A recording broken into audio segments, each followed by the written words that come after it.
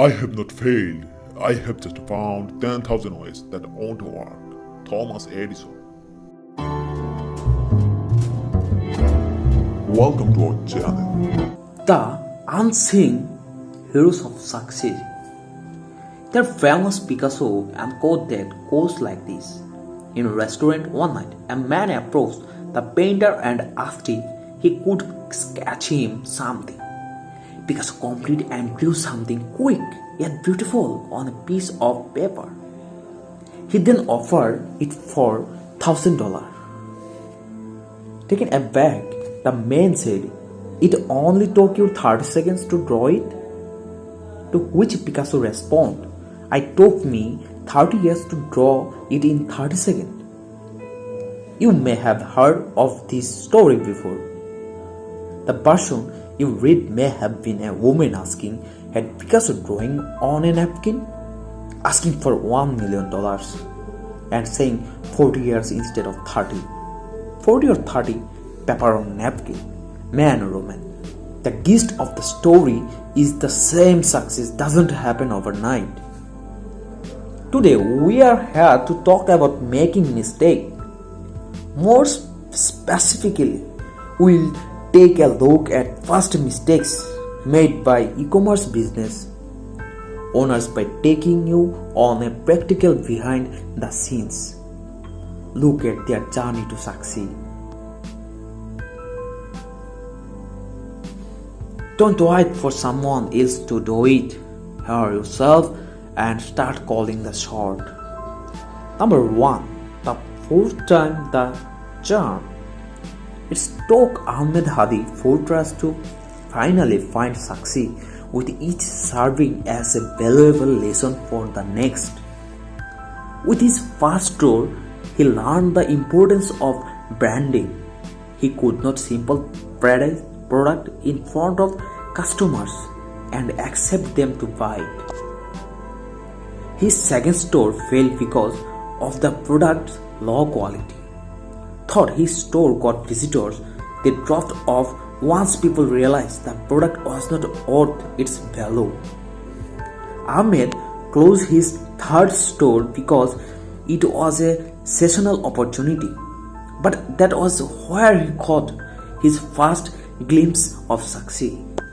Applying everything he had learned from his first 3 failures, he made nearly Euro 3,500 in sale in 2 weeks with his 4th store. And it wasn't any 2 weeks but 2 weeks that was right smack in the middle of the coronavirus pandemic. What makes people who succeed stand out is the ability to adapt in challenging situations. Ahmed Hadi. Number 2. From niche to general. Like Ahmed, Chris Owen struggled with his interior store. Following advice he read online, he started a niche store on his first try and sold snowboarding equipment. He got no sales. With his second, he opened for a traditional product. Breadwell, it failed. Deciding to return to the sport category, his third store sold fitness equipment, again rather unsuccessfully.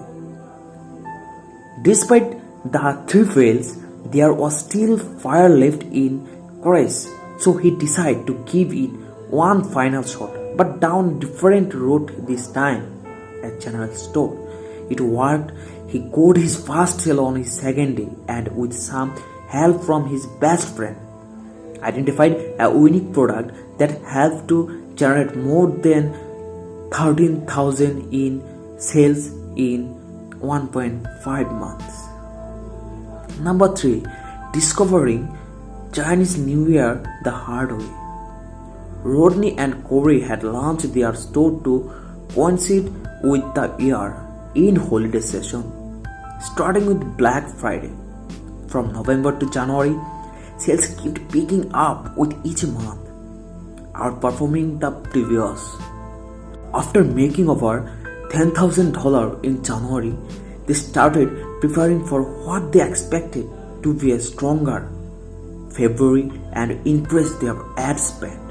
But when February came knocking, things took a drastic turn. Their supplier notified them he was going to shut for 3 to 4 weeks because of Chinese New Year.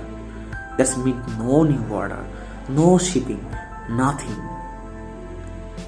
Those 1,000 order a day success was in limbo. In this week that followed, they spent an hour on end on damage control, and it was nothing short of a nightmare. But Rondi and Corey emerged from the experience stronger than before, and from it was able to better prepare for that year's holiday, shopping season, and the following year's Chinese New Year. You look back on it and you are like, wow, look how far we have come from when we started. It's beautiful. Corey. Number 4, an unlegal partnership. On paper, Blade Crunch's first business venture sure looked like it ticked all the right boxes. He was coming off the back of his position as a software product manager at one of the biggest tech companies in the world, eBay, to build a software company. He had money saved up and was ready to find a business partner and launch. Check, and check. But as Bland was about to find out, starting a business with a partner is not for everyone. It was not long into the partnership when road bump surfaced, which brought about friction between the pair. Blade soon realized that they had vastly different mindset and approach. The address stress and pressure of entrepreneurship pushed things further over the edge and forced them to call it quiet. When you have too much pressure, sometimes people crack, and that's when things start falling apart. So that's pretty much what happened to us, and kind of like our love journey was very short, said Blade. Conclusion: I have not failed, I have just found 10,000 ways that won't work. Thomas Edison. What most people don't see about successful entrepreneurs is the unsung hero behind it all mistake. This merchant didn't get to where they are today on their faster and down a straight road. Only looking at their achievement and not their mistake creates a false impression and sets an unrealistic target, which is often what makes some aspiring entrepreneurs give up at the first sign of trouble. But it's important to know that behind every success is a road laden with mistakes and hardship. It is these things and the willingness to persevere and fight thought is that mold and create successful entrepreneurs. Thanks for watching this video. Subscribe to my channel. Thank you so much.